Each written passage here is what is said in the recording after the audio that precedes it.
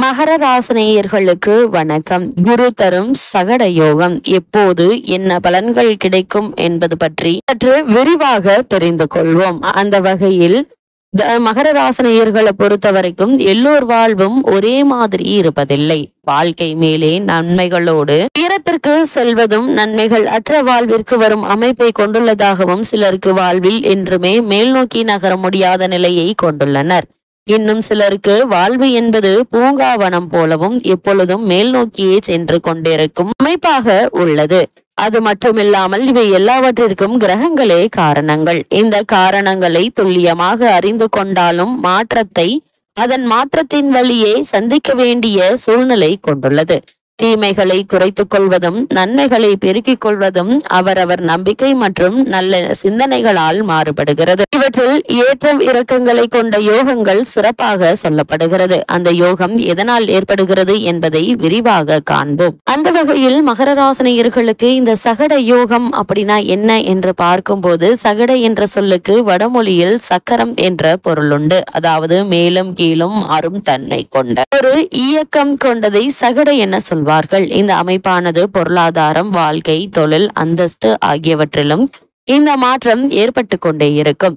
இவ்வாறு மாற்றங்கள் இருக்கின்றன. ஆகவே இந்த யோகம் கொண்டவர்களின் ஜாதகத்தின் அமைப்பானது வியாழன் என்ற கிரகம் தனக்காரகன், புத்திரக்காரகன், அறிவுக்காரகன், யோகக்காரகன் என சொல்லிக் கொண்டே செல்லலாம்.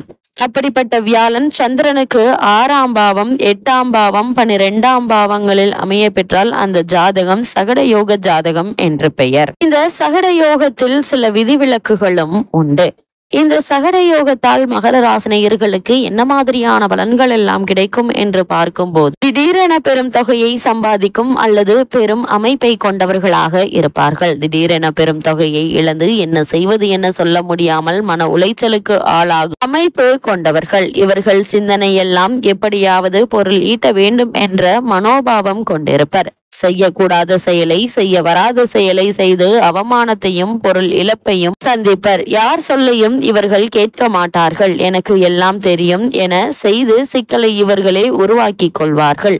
நல்ல குழந்தை பாக்கியங்களை பெற்றவர்களாக இருப்பார்கள். அந்த குழந்தைக்கு எதுவும் சரிவர செய்ய முடியாத துர்பாக்கியங்களை இவர்கள் உருவாக்கி கொள்வர். சிலருக்கு பொருள் இருக்கும், குழந்தைகளால் பிரச்சனைகளை சந்திப்பர் என்பதே இந்த யோகத்தின் மாற்றமாகும்.